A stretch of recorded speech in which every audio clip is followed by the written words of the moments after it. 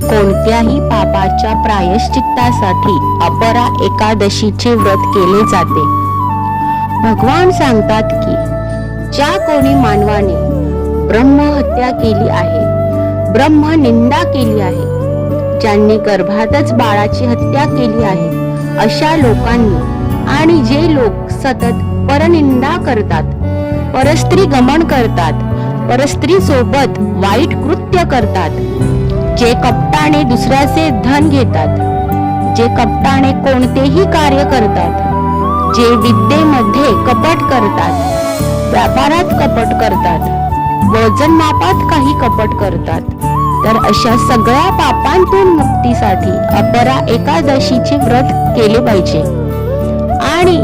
या एकादशीचे व्रत केल्याने जे फळ केदारनाथाच्या दर्शनाने, कुंभमध्ये स्नान केल्याने आणि कार्तिक मासात स्नान केल्याने जे फळ प्राप्त होते, तेच फळ अपरा एकादशीचे व्रत केल्याने प्राप्त होते।